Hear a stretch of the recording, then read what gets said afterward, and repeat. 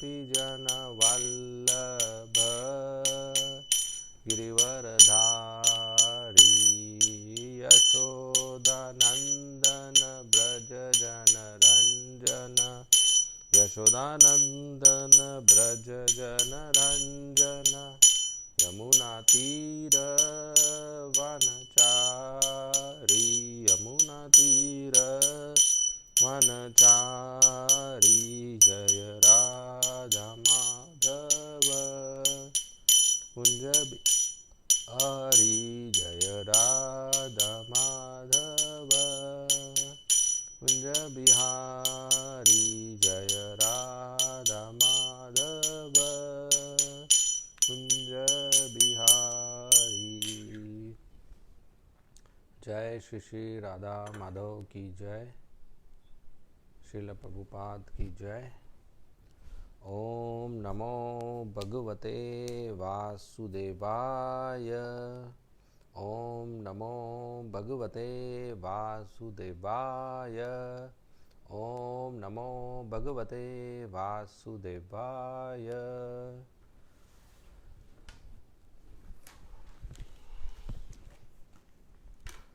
Okay, Hare Krishna.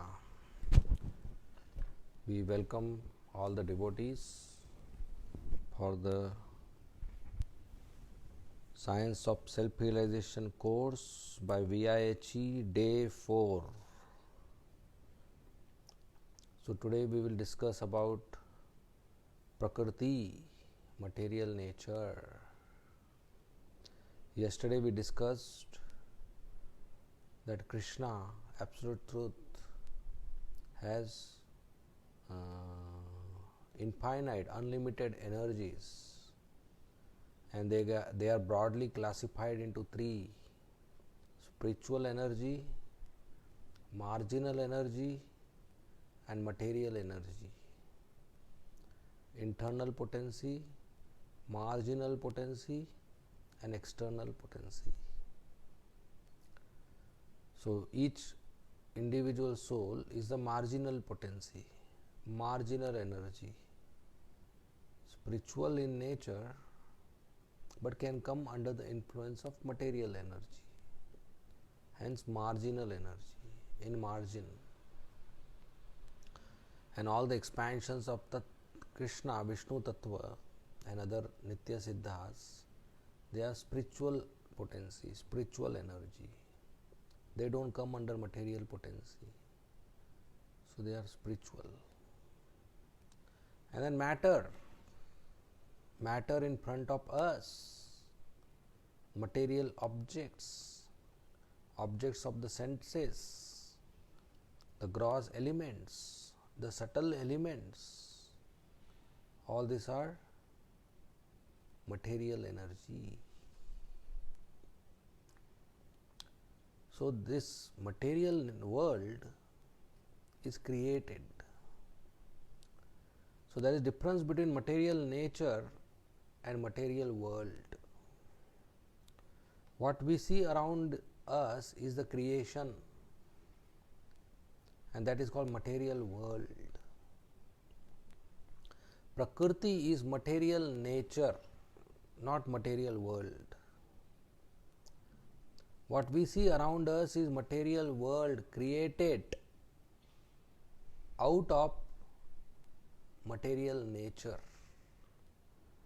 Material nature is permanent. Material world is temporary. Just like a house is built. So when the house is destroyed, everything will become dust. When the house is built, you can see wall, ceiling, window, door, floor. But when you destroy, there is no wall, there is no ceiling, there is no door, there is no window, there is no floor, but still all the material is there. Raw material mixed together, cement, steel, stone, pieces of all, pebbles. So material world is manifestation of material nature. Material nature is a raw materials, and from these raw materials manifested is material world. So material world is created and destroyed, and again created and again destroyed, and again created and again destroyed infinitely times. Material nature is permanent, eternal, not destroyed, not created, it's always there. So that is the first difference we should know. Material nature and manifestation of material nature is material world. So what around us we call nature actually is a manifestation of nature.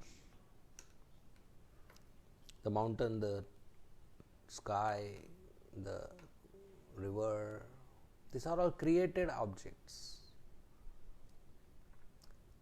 And so material nature has three qualities: goodness, passion, ignorance, which influences our consciousness. Our consciousness is spiritual, Sat Chit Anand. But because we are marginal, so our consciousness can get influenced by material nature. And these three qualities or three modes, three gunas, satogun, rajogun, tamogun, goodness, passion, ignorance, can make us act, behave in a different way, think or like something or dislike something. Goodness, passion, ignorance. Just like this example of three animals: tiger, cow, donkey. Cow, tiger, donkey. Cow, tiger, donkey. All three are animals, but all three have very different behavior. Or we say swabhav. Swabhav is also called nature. If you take a stick and hit a cow, don't do that, I'm just saying, the cow will just tolerate and go away. Will not attack you. That's satogun, mode of goodness, tolerance. If you take a stick and hit a tiger, what will happen? Before you do anything, tiger will kill you. That's mode of passion, full of aggression. And if you take a stick and hit a donkey, it's completely unpredictable whether donkey will go away or stand there or hit you or attack you. That's mode of ignorance, madness. So these three modes influence our behavior. So those who are highly influenced by mode of goodness, they act based on knowledge, right and wrong.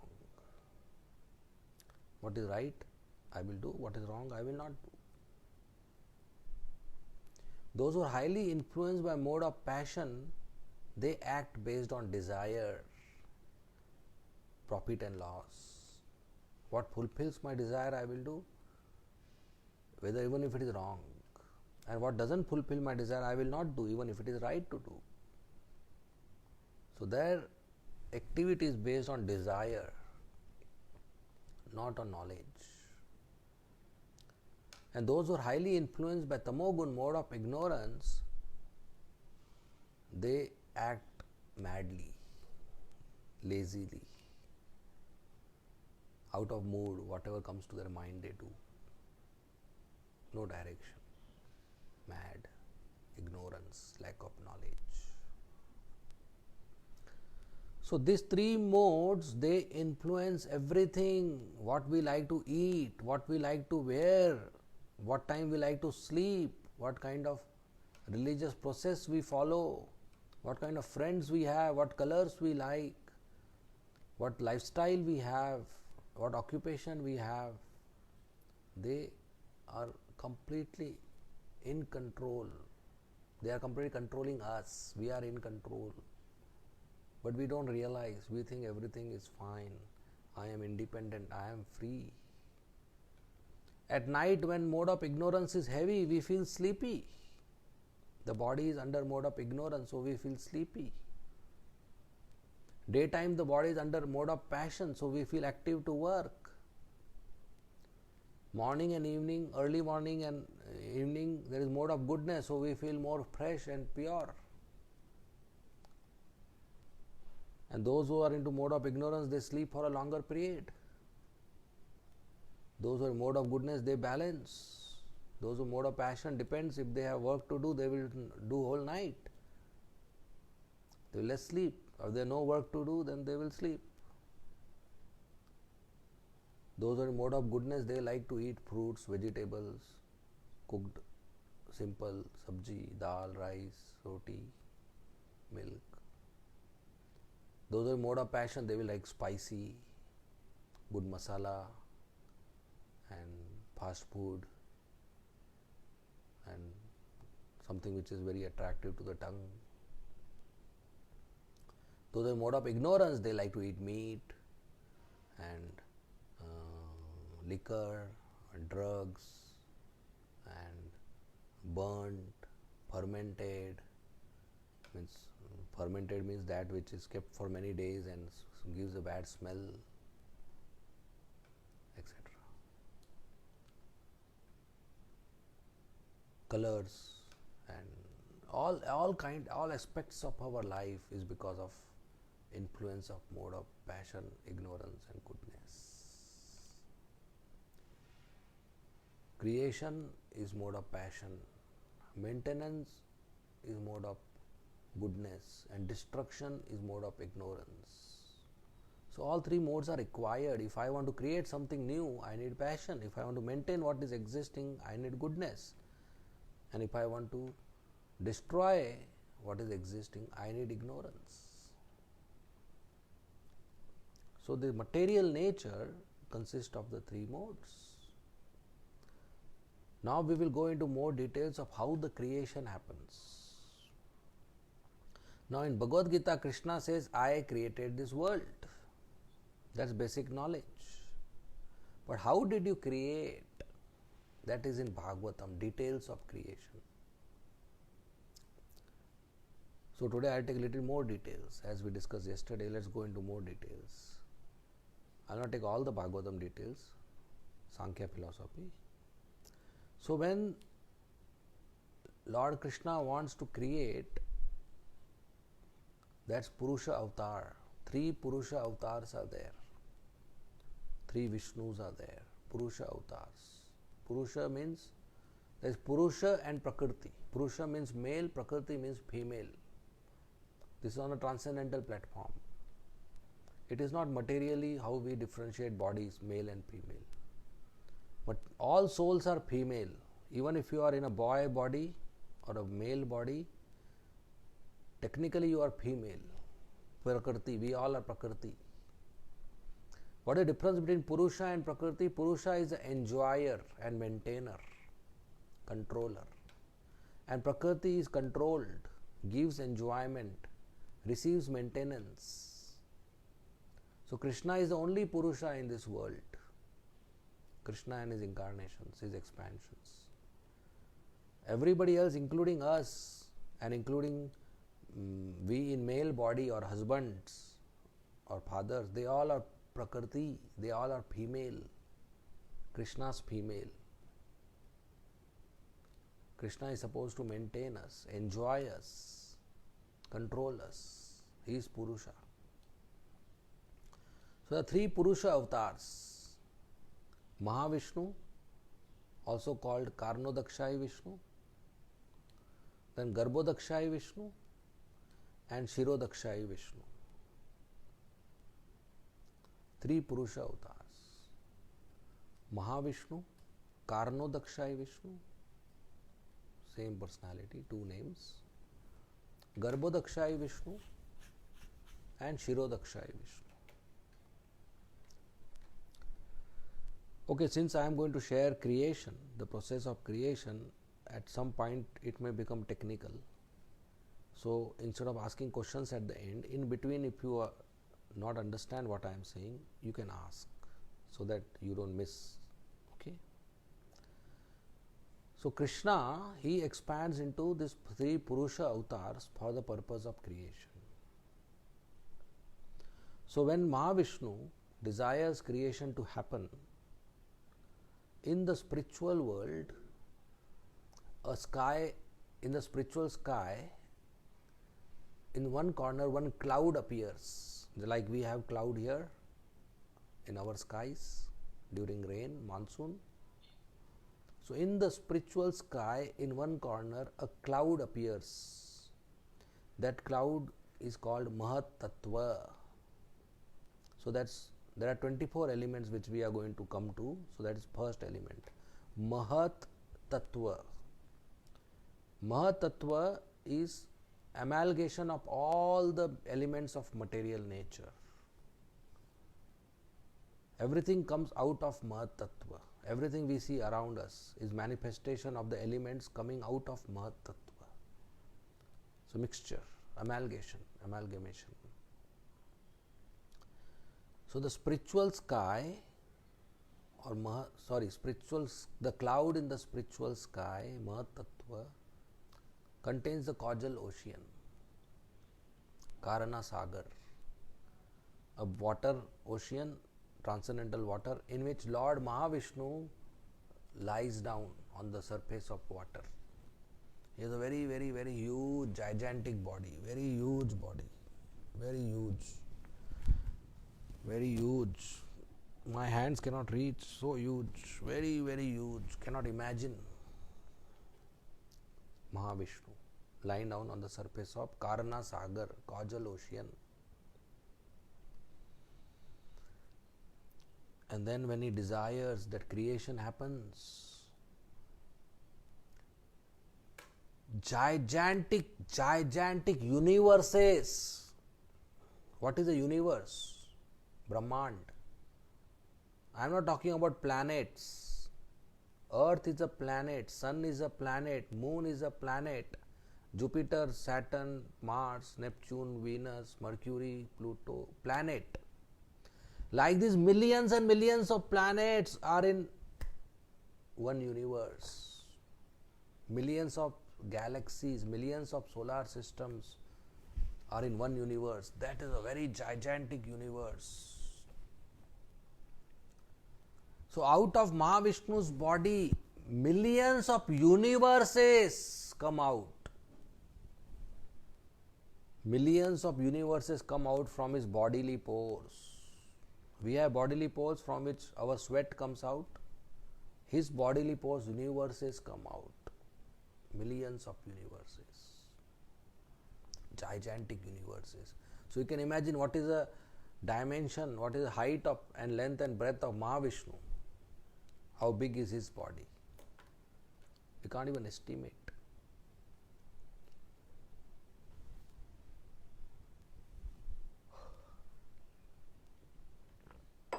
So, when Mahavishnu breathes, that's called inhalation and exhalation. When he exhales, when the air passes out, gigantic universes come out. That's creation. And when he inhales, all the universe go back into him. That's destruction. So all our life, millions of years, is his one breathing. So in his one breathing, millions of times, billions of times we are taking birth and dying, taking birth and dying, taking birth and dying, taking birth and dying. We can imagine what is his life. Just like if in our own life, there may be insects which take birth and die every day. There are insects whose life duration is hardly 24 hours. They take birth, they die, they birth, die, birth, die. In the same way, in his duration, in his breathing duration, we take birth and die millions of times. Millions of times creation and destruction happens. Further creation and destruction of the planets happen. So when Mahavishnu is exhaling, millions of universes, giant come out of him and they float like bubbles on the causal ocean. Just like a child, he's in the bathtub and he plays with water and bubbles come out. So this is Mahavishnu's play, wherein bubbles are coming out of his body, which are gigantic universes, and they are playing on the causal. They are floating on the causal ocean. So then Mahavishnu expands. From one he becomes many. Mahavishnu expands into millions of Garbhodakshai Vishnu and enters into each universe. So there is a second Purusha avatar, Garbhodakshai Vishnu, entering into each universe. So in one such universe, when Garbhodakshai Vishnu enters, he sees there is no chair, there is nothing to sit. So out of his body he produces water, that sweat, his own sweat, and fills half the universe. So that becomes Garbhodak ocean, Garbhodak Sagar, half universe. And then he lies down on the Sheshnag playfully. And then when he desires further creation to happen, so that the living entities get bodies, out of his navel a lotus stem comes. And on the lotus stem is lotus flower. And the first person is born. First living entity is created. That's Lord Brahma. Lord Brahma is the first living entity. Soul is not born. Soul is always there. The body is born. Lord Garbhodakshaya Vishnu gives body to first soul, first living entity, and that that body is called Brahma, Lord Brahma. And then in a bigger process of tapasya, Lord Brahma is initiated by Govinda and requested to do further creation. And Lord Brahma creates the sun, the moon, the stars, the planet, the mountains, the rivers, the bodies, the animals, everything he creates. He is a secondary creator. But after he creates the whole world, nothing moves, no motion, because there is no energy. So then Garbhodakshai Vishnu expands into millions and millions of forms called Shirodakshai Vishnu. And Shirodakshai Vishnu enters into each atom. And in our heart, Paramatma, Shirodakshai Vishnu expands into Paramatma. He enters into our heart. Then everything moves. The whole material world moves. And then the creation continues. So to summarize, Mahavishnu or Karnodakshai Vishnu creates the universes. Garbhodakshai Vishnu enters the universe and creates Brahma. Brahma creates thus further creation. And Shirodakshai Vishnu as Paramatma enters our heart and each atom, each particle. Now Brahma, for creation, he requires raw material. If you tell somebody to create a house, he will require cement, water, electricity, iron, steel bars, and stone, and valu, mud, so many things he requires. So Brahma also requires raw material. So these raw material are 24 in number, from which this whole world is created. Anything you see in this world is just 24 out of this 24 in number. And that's how Sankhya philosophy studies this world. So now I'll go to what are these 24 elements. Very interesting. So the first element after Mahatattva is the first element. The next element created is false ego.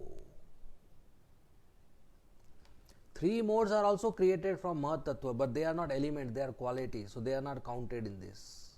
Three modes influence all the 24 elements. So when Mahavishnu glances on Mahatattva, three modes and false ego is created. So that's a theory of glance, creation through glance, and that's possible. By glancing with your eyes, not our Mahavishnu's eyes, he can create. So when he glances on Mahatattva, false ego is created and three modes of material nature, goodness, passion, ignorance is created. Then false ego reacts separately with goodness, separately with passion, separately with ignorance. And when false ego reacts with goodness, mind is created. When false ego reacts with passion, intelligence is created and sense objects are created. And false ego reacts with ignorance, then gross elements, gross and senses are created. 10 senses are created. So we'll go to these details. So the 5 gross elements: earth, water, fire, air, ether. Earth, water, fire, air, ether. Now, water doesn't mean this water which I am drinking, or fire doesn't mean when you burn a gas, or air doesn't mean which is around you. They are all mixed elements. Pure element is not visible to us. So this water is mixed with other elements, but we can't see. So the difference between these 5 elements and how each element is created, how earth is created, how water is created, how air is created, that will be a little advanced course. So gross element means an element which can be accessed through our 5 senses, or 4 or 3 or 2 or 1 sense. That's gross element. Subtle element which cannot be accessed through our senses. So we'll come back to this. So 5 gross elements: earth, water, fire, air, ether. Who would quickly like to repeat this? 5 gross elements.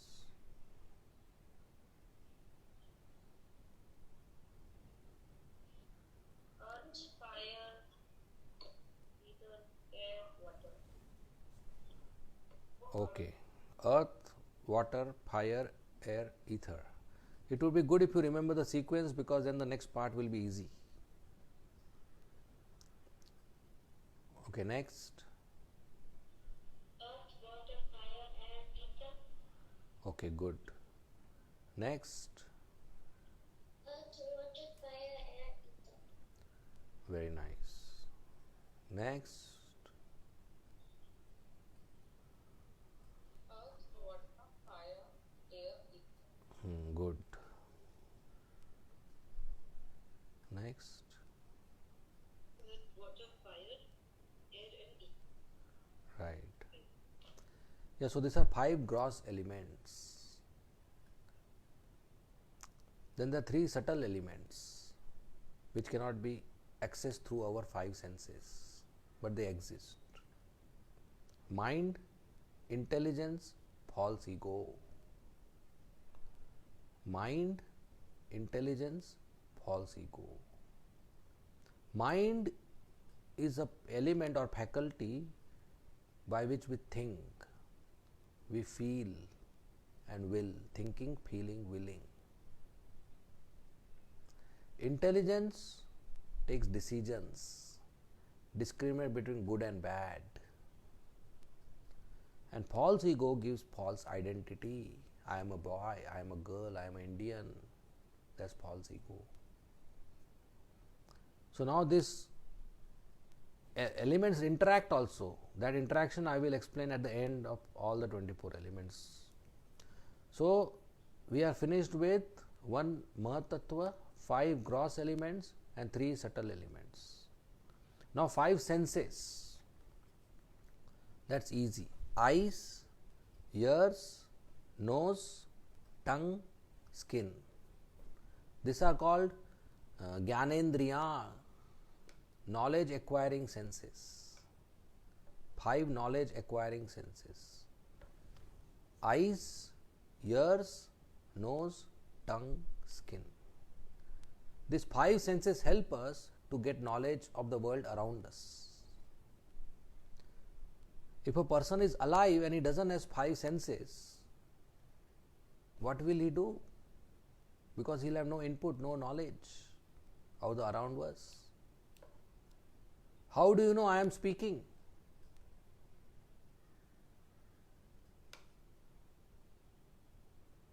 Please tell me, how do you know I am speaking? By By hearing, not by eyesight. If you only use eyesight, then my lips are moving, you know, but sound is coming or not, you will not know. Subala, right? Yes, yes. Okay, for next 2 seconds, tell me I am speaking or not, huh?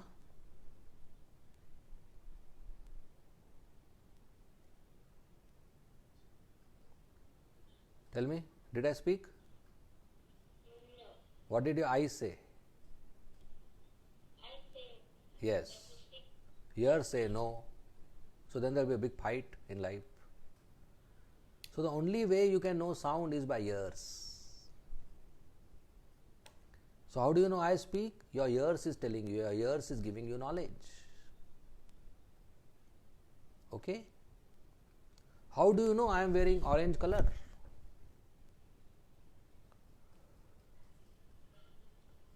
Who is telling you I am wearing orange color? Eyes. Ears not tell you, your eyes tell you that I am wearing orange color. How do you know today it's hot or cold? Who is telling us? The thermometer. Skin. Skin gives us knowledge whether I am sitting on a hard chair or a soft cushion, whether it's hot or cold. How do you know the rose has fragrance? Because the teacher told? No. Our nose tells us. And how do you know the item which you are eating is tasty, it's sweet or not? Who tells? Vishnu? Yeah, our tongue tells. So these 5 senses give us knowledge of all objects around us. So if these 5 senses are not working and I am alive, I will not have any knowledge around me. So what is the meaning of that life? So the senses are very important. That's why the senses need to be taken care. That's why every day morning, apart from our body, the first thing we take care is of our senses. We wash our eyes, we clean our ears, we clean our nose, we clean our mouth and all the other holes of the body and take bath every day. If the senses go damaged, then you cannot live life properly. So any object around us exists and we know it exists and it has certain features is because of our 5 senses. Now there are some objects around us which exist but we cannot know through our 5 senses, and those objects are called subtle objects. Like mind exists but you cannot tell through your senses. My mind exists, but can anybody access through the 5 senses? No. My intelligence exists, my thoughts exist, my emotions, my feelings, my anger, my envy, my lust, my love, my kindness, they all are there in the mind, but they cannot be accessed through 5 senses. So subtle senses, subtle objects means those objects which cannot be accessed through any of the senses. Are you with me? I'll go next. Now there are objects, some objects can be accessed through 1 sense, some can 2, some can 3, some can 4, some can 5. So this pen can be accessed through how many senses?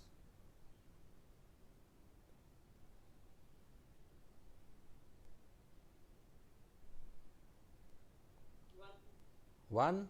Which one? Touch. If I touch, I know something is there. Skin and eyes. Skin. What about eyes? Yes, yes. Yes, eyes, 2. Only 2 or any more?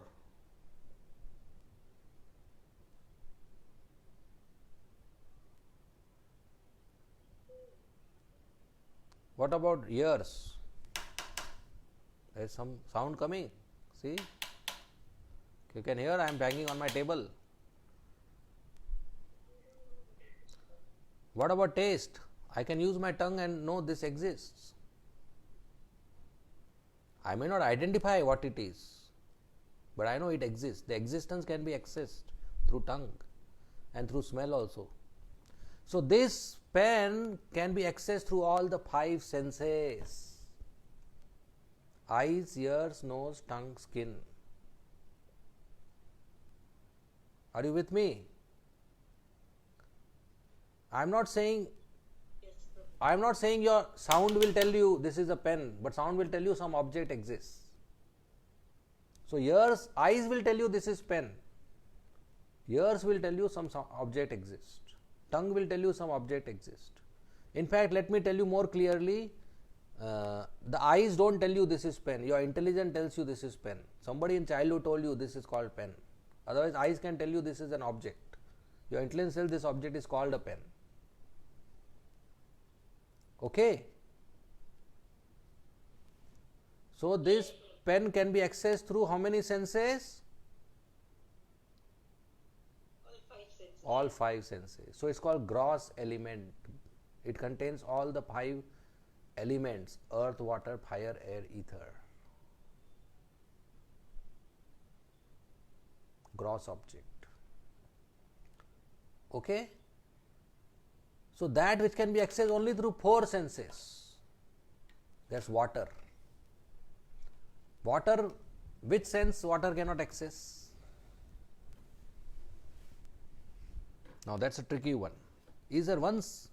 Okay, which sense water can access? Through which 4 senses you can know water exists, and through which sense you cannot know water exists or not?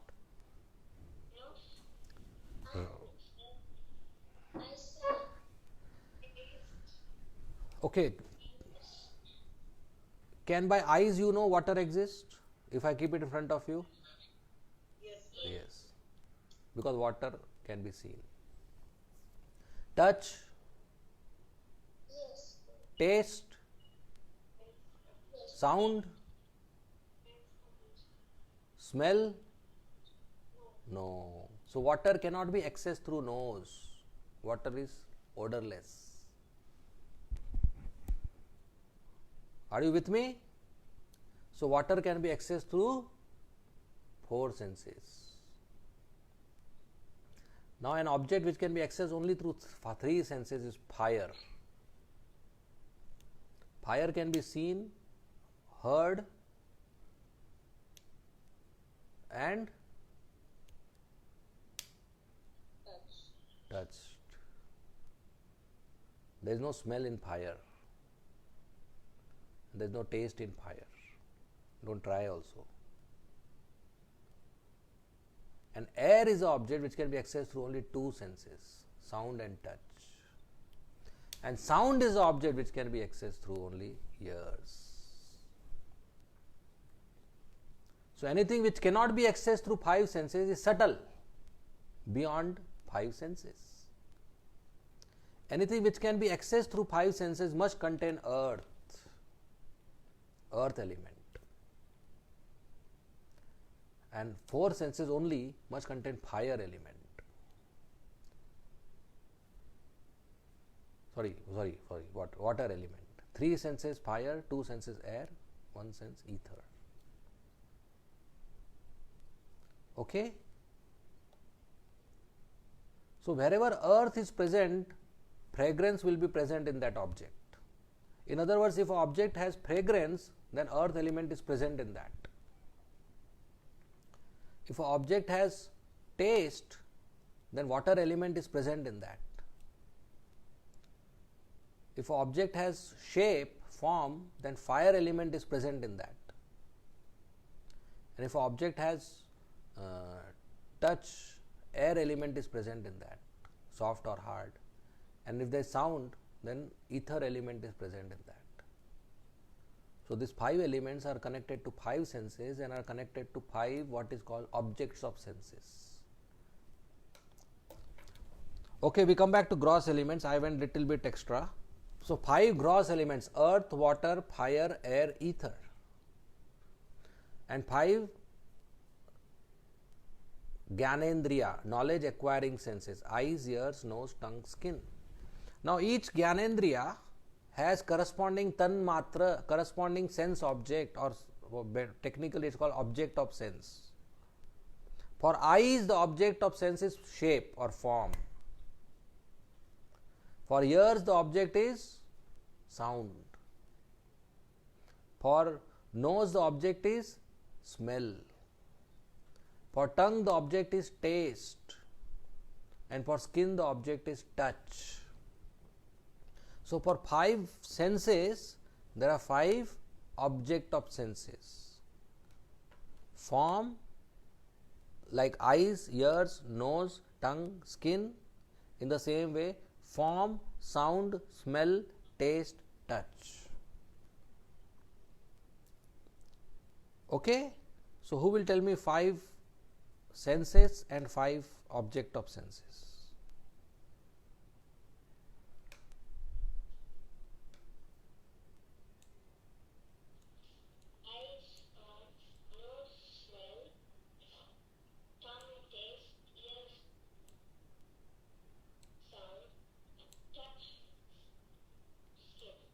Okay, very nice, good. So next, I want 5 senses first: eyes, ears, nose, tongue, skin, and 5 object of senses in that sequence. Next, who would like to go?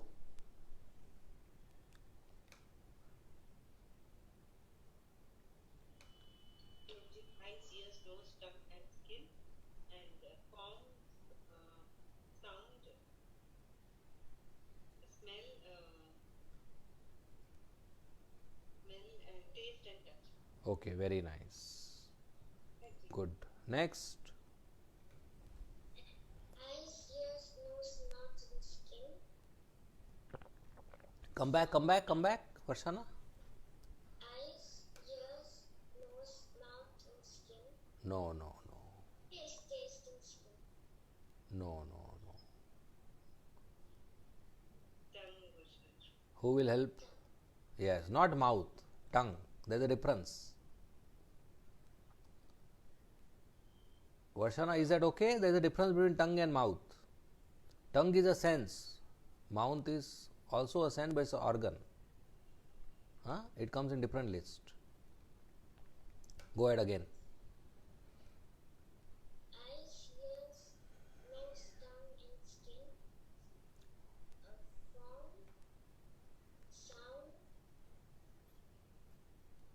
smell, taste, and touch. Right, very nice. Okay, next. There's some writing on Facebook also, so that's nice, very nice, correct. Eyes, ears, nose, tongue, skin, form, sound, smell, touch, smell, taste, touch. Okay, very nice. Next. And I say eyes is form and shape, ears is sound, nose smell, tongue taste, and skin touch. Okay, good. So now we come to 5 working senses. There are 5 Gyanendriya and 5 Karmendriya. 5 knowledge acquiring senses by which we get knowledge. But after getting knowledge, after knowing this is a pen, what do I do with the knowledge? Then I pick it up to write. For that, Karmendriya and acting sense is required. So 5 Gyanendriya, getting knowledge, and 5 acting senses, working senses, Karmendriya. So there are 5 Karmendriyas: hands, legs, mouth, genitals, and anus. 5 Karmendriya. Hands to work, legs to walk, mouth to speak, genitals and anus to evacuate and reproduce. Are we good? Hands, legs, mouth, genitals, anus. 5 working senses. So this brings us to total 24.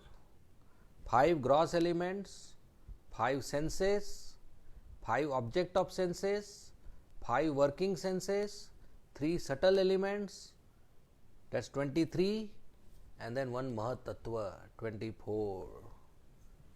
Are we all good with this? 24? Who will say yes? Okay, who said yes? Amrita Mataji. Okay, go ahead, tell me all 24. Mahatattva. Then we have mind, intelligence, false ego, eyes, ears, nose, skin, tongue, form, sound, smell, touch, taste, and 5 karmendriyas. Hand, genitals, 3 eyes, ears, legs, mouth, hands, legs, mouth, genitals, and hands. Okay, you noted it down, Mataji? This last one I have. Okay, okay, that's good. We want to try you sharing with us without reading. We can circle back to you if you want time. Yeah, I'll just Yeah. go through the parts then. So, okay, let's try somebody who can share without reading.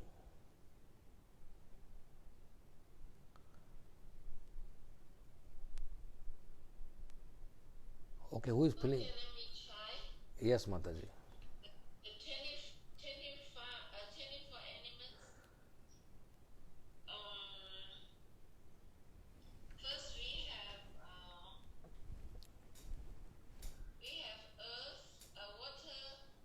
We have water, fire, earth, water, fire, air, ether, and then we have subtle element, mind, intelligence, force, ego, looking knowledge, senses, eyes, ears, nose, tongue, skin, and then 5 looking senses, hands, legs, mouth, genitals, anus. Okay, done 24? That's all. Okay, okay, thank you. You told Mahatattva, right? You, okay, object of sense. A little bit I became inattentive. So, Mataji, 5 object of senses.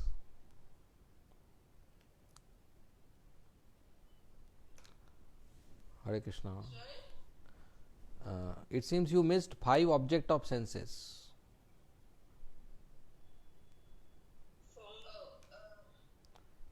Form, sound, smell, taste, and touch. Yeah, okay, good. Okay, very nice. Anybody else wants to try? 24 elements.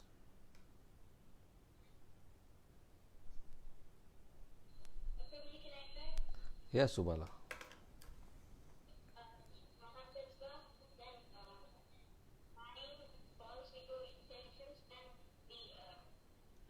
Knowledge acquiring senses, the nose, eyes, mouth, ears, and skin, and then the forms, what you can, the senses, objects of the senses, the eyesight, smell, taste, sound, and touch. And then the working senses, the hands, legs, mouth, genitals, anus, and then the elements, the gross elements, the air, ether, fire, air, earth, water, fire, air, ether.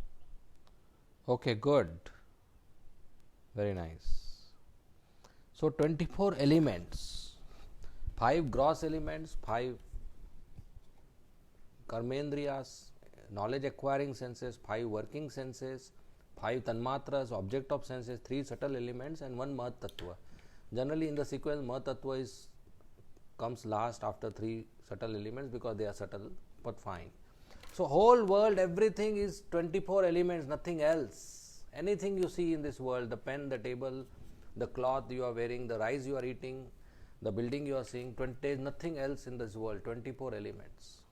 Modern science tries to understand this world by chemical composition, and they have more than 110, I don't know how many now, elements, hydrogen, oxygen, helium, etc. And they will go on finding thousands of more, and one day they will stop this business only to make a periodic table. Right? Already now how much are there? I don't know what. In my time syllabus there were 103 or 4. Anybody knows? Subala, and you know? You do study chemistry? Okay, you are fortunate. So, 24 elements. Then there is 24th, just for the purpose of study, they put 25th element as soul. But soul is not material energy. Soul is spiritual. Just for the purpose of study, soul is above the 24 elements, spiritual. Then there is 26th element, time, kala.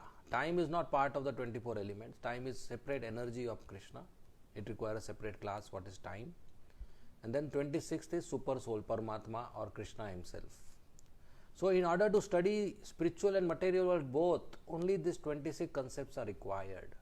24 material elements, then soul, then Kala, and then Bhagavan, Krishna, Supreme Personality of Godhead. All knowledge means these 26 concepts, nothing else. And their interactions, they interact also. So, when soul interacts with elements using working senses, it's called karma. And when elements respond, that's called laws of nature. When we offer bhakti to Krishna, when we offer actions not to elements but to Krishna, or we use elements to offer to Krishna, like I use mango or milk to offer to Krishna, that becomes bhakti. So there is interaction among them also. So that's material nature. And the purpose why this creation happened is so that we can get this body, what we have, human body, and serve Krishna and exit the creation. The creation is in cycle, creation, destruction, and in that cycle there is another cycle of birth, death in various species. But our home is spiritual world, not material world. So the creation happens to give us an opportunity to come to human form of life and exit this creation, exit the cycle of creation and destruction, exit the cycle of birth and death in the human form of life by doing bhakti, devotional service. So we use the material elements to offer to Krishna, like Aarti. You must have seen Aarti in the temple. Why these particular items are offered? So a bell is offered in Aarti. That's a sound element being offered to Krishna, bell. An agarbatti is offered, incense stick. That's the fragrance element offered to, earth element offered to Krishna. Then a deep is offered, ghee diya. So that's a fire element offered to Krishna. Then water element is offered to Krishna. Then cloth is offered. That's because water is offered, so cloth is offered to wipe. And then flower is offered, that's for Krishna's nose, good smell. And then chamar and peacock feather is offered, that's offering air element to Krishna. So all the 5 elements and all the 5 senses of Krishna are offered in Aarti. So it's a very scientific activity. So morning when we do Aarti, we come with 5 tanmatras in a very pure way. We come in contact with something nice to hear, kirtan or bell, so that purifies our ear. We see the deity with our eyes, that purifies our eyes. We smell the flowers and agarbatti, that purifies our nose. We touch the fire element, deep, so that purifies our skin, our touch element. And we taste Krishna Prasad or chant Krishna's name, vibrate the tongue. So all our 5 elements, what they call in Patanjali Bhuta Shuddhi, are purified. And all the 5 elements we are offering to Krishna, and all the 5 senses of Krishna are getting enjoyment, and our five senses are getting purified and engaged in devotional service. So just by one arti, such a big activity is happening. So this all scientific process in which we are purifying ourselves and offering service to Krishna. Okay, we will end here. Thank you very much. If there are any questions or comments, you may please share. Hi Krishna Prabhu. Prabhu, you mentioned cloths. So cloths are purified. What? No, cloth is When you for cloth, because we wear, we should offer it to Krishna, and because we offer water to Krishna, so we offer cloth for wiping. it purifies our which senses? No, it's not for purifying. It's for offering service. If you give a glass of water to somebody, or if you offer water to somebody, he has to wipe his hands or whatever, mouth. So we offer that service. So it is connected with water. Yes. It's for wiping.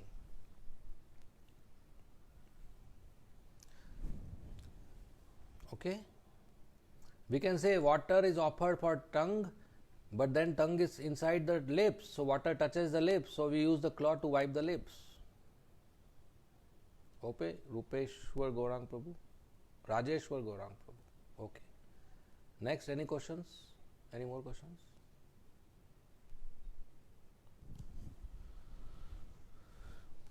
Hare Krishna, Guruji.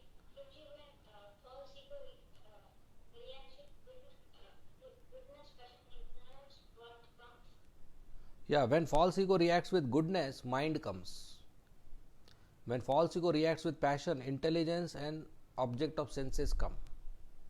And false ego reacts with ignorance, then gross elements and working senses and knowledge acquiring senses come. Okay? Prabhuji, can you please repeat? The same thing. Okay, Subala will repeat.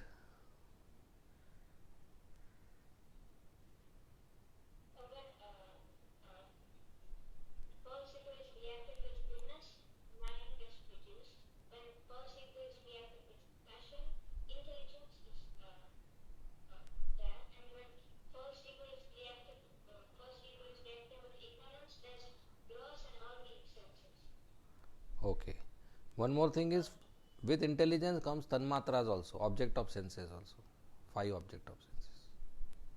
Okay, you got it, Mataji?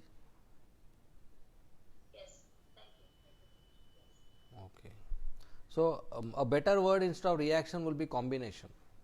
False ego combines with goodness, passion and ignorance, and the byproducts are these. Reaction is more in a chemical thing. Yeah. Any more questions?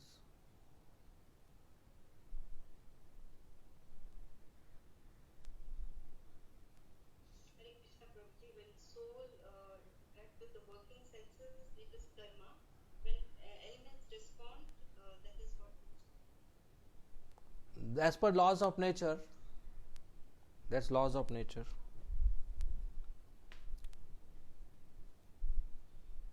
Hare Krishna Prabhu, just now you mentioned articles for performing arti for the deities and the clothes. What is connected with clothes? With conch. What? Cloth. Clothes. Cloth is for wiping, Mataji. L-O- After water is offered, cloth is offered for wiping. Yeah, which element is connected? No, it's not for the element. It's for wiping water. Water. Yes. After water is offered, you need cloth to wipe. Okay. Prabhuji, you told something bhakti about bhakti. How is that? What is bhakti you told, Prabhu? Can you repeat? What is bhakti? No, your mic is muted. After you said the elements respond, that is laws of nature, and then you said So when we use the elements and the senses in service of Krishna, that's bhakti. thank you. Okay.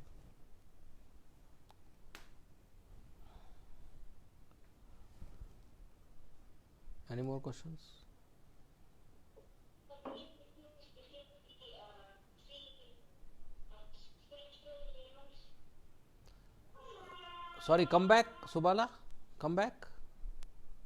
Spiritual elements. Spiritual elements. Okay, what are spiritual elements? That's your question? So there are three. Yeah, there are three: Sat, Chit, Anand. Sat is eternal, time has no effect on it, permanent. Chit is full of knowledge, and Anand means full of happiness, bliss, perfect happiness. So Krishna's body is made of Satchid Anand, soul is made of Satchid Anand, spiritual world is made of Satchid Anand. All the items or paraphernalia in the spiritual world are conscious. They are all made of Satchidanand. The samosa which Krishna eats is Satchidanand, and it's a living entity, a devotee. Samosa Prabhu. And the lassi which he drinks is Satchidanand, that's lassi Mataji. So everything in spiritual world is not a thing. They are all souls, they are all devotees in different forms, and it's all Satchidanand. The tree, the peacock, the mango, the table, the chair, the chariot, all Satchidanand devotees. The shoes which Krishna wears, that's Balram actually. Okay, Subala? Prabhuji, so there can there be a pure intelligence? Like I thought it is with the goodness, the intelligence is connected, but there, as it is said, it is passion. Consigo plus passion is intelligence. Yes. So can there be pure intelligence, a good intelligence? Yes. Or it has to be with passion? No, passion, because intelligence also performs actions through the working senses. The working senses act because intelligence directs them. Mind doesn't direct them. So, for action, passion is required. Just like this glass of water is kept in front of me. How do I know water exists or glass exists? My eyes are telling me. Then the information of my eyes goes into the mind. And mind produces an output called desire. Drink it. But mind cannot direct the hand to drink it. So mind tells the intelligence, let's drink water. Body is feeling thirsty. The intelligence will take decision whether to drink or not. If the intelligence decides to drink, then intelligence will direct the hand to pick up the glass and go to the lips and pour water. If the intelligence decides not to drink, then the hand will remain like that. So intelligence is the one who controls the working senses to perform actions. And to perform action, passion is required. So passion doesn't mean bad, but it's lower. Goodness is higher. Pure intelligence means when our intelligence is directed to use our senses in Krishna's service. Impure intelligence means contaminated intelligence. When our senses are directed, our intelligence is directed for our selfish desires and motives. So if we just engage in Krishna's service, that's pure intelligence. Okay?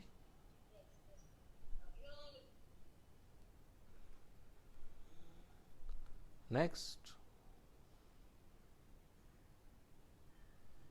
Yeah. Hare Krishna Prabhuji. Prabhuji, this, as you have said, the three Purusha avatars of Lord Vishnu. So before this, Krishna was there. Krishna created these three Purusha avatars of Vishnu. Krishna is there. Yeah, Krishna is there, and after that, these three Purusha avatars were created. Well, these three Purushottams also exist always, like Krishna, with Krishna. But Krishna expands into these three Purusha avatars. So creates would not be a proper word. Expands. Krishna expands into the three Purusha avatars. And when we talk about Vishnu, so is this like all these three Vishnu comes under that word Vishnu? Okay, generally Vishnu is the one whom we refer to the maintainer of the universe, and that's Shirodakshaya Vishnu. Shirodakshaya Vishnu maintains the universe, and all the incarnations come through Shirodakshaya Vishnu. So we say Vishnu ka avatar. As from you said that the Sachidanand. Everyone there is Sachidanand.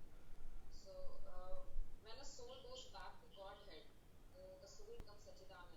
And so, what's the probability that they fall down? Is there any probability of fall down? So soul now also is Sachidanand only, but it's covered by material elements. Soul doesn't become Sachidanand. Soul now also is Sachidanand in the region of the heart, but it's covered by material elements.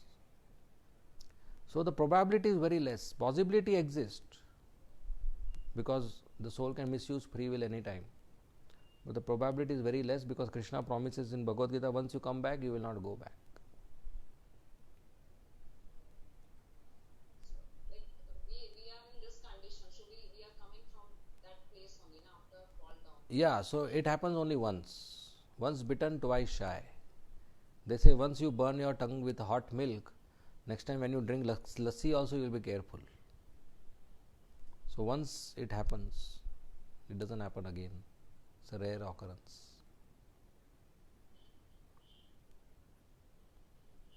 But the possibility exists because we can anytime misuse free will. Okay? So, Babaji, how many times can we take a human form of life? Millions of times. After the human birth, if we are in goodness, we go to demigod body. If we are in passion, we continue in human body. If we are in ignorance, we go to lower species. So in lower species, there is evolution. So I evolve again to human form. So again I can go into that circle. So every time evolution happens, we eventually come to human form. So we get every time human form as an opportunity to escape the cycle of birth and death by doing bhakti. So we can get human form many times. Okay. Next.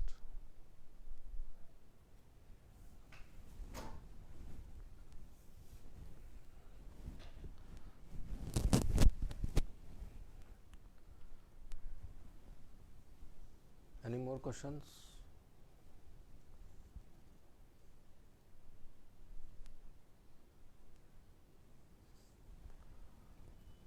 So, Babaji, why God made false ego first thing? Because unless there is identity, there is no other activity and no use of elements. Like my mind will have desires, and based on the desires, the intelligence will decide which desire to fulfill, and then the body will act to fulfill that desire. But the desire comes only based on identity. For example, if my false ego says I am a boy, then my mind will make a list of desires: shoes, jeans, football, t-shirt, bike.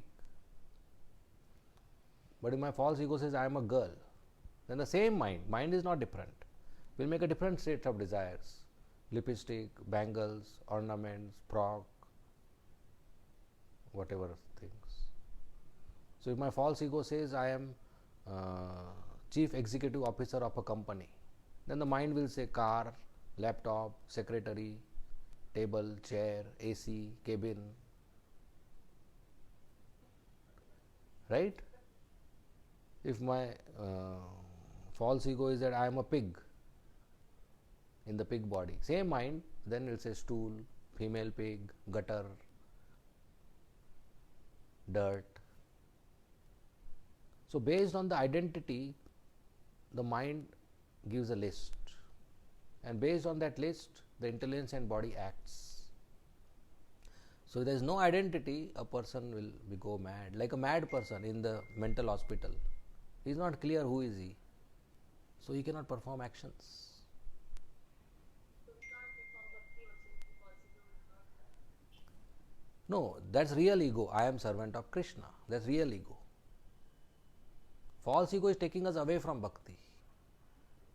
So instead of thinking I am servant of Krishna, we have all other such identities. I am husband, I am wife, I am Indian, I am American, I am male, I am female, I am animal, I am human, I am boss, I am manager, I am lawyer, I am doctor. This all is false ego. The real ego is I am servant of Krishna. So if your real false ego goes away, then the real ego comes in. I am servant of Krishna. That's bhakti. Then the person performs bhakti. I am servant of Krishna, so I'll obey Krishna's instructions. I'll cook for him, I'll clean for him, I'll offer him, I love him, I pray to him, I bow down to him. I become friends with other devotees. I be friendly to all other living entities. I'll not do things which he dislikes. He dislikes meat, he dislikes intoxication, he dislikes liquor, cigarette, drugs, gambling. So I'll not do that. So that's real ego. I am servant of Krishna. So false ego is a curtain between us and Krishna. If curtain is not there, you can see directly, transparent. So false ego is the curtain between us and Krishna. So we have to cut this false ego. And we cut false ego by the knowledge that I am servant of Krishna.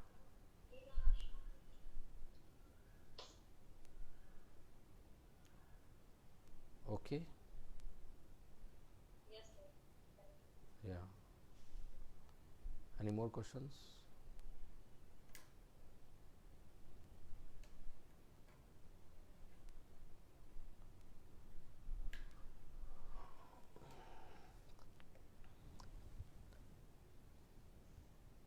Okay, if there are no more questions, we will end. Yes, fine, Prabhuji. Amrita Mataji, you have a question or it's a raised hand older? Okay, we will end here. Thank you very much. Srimad Bhagavad Gita ki jai. Srila Prabhupada ki jai. Hare Krishna. Thank you so very much. Thank you so much, Prabhuji. Hare Krishna. Hare Krishna. Okay, those who are on Facebook, we are ending the class. Some of you have answered the question, typed the answer. That's very nice. Thank you very much. Hare Krishna.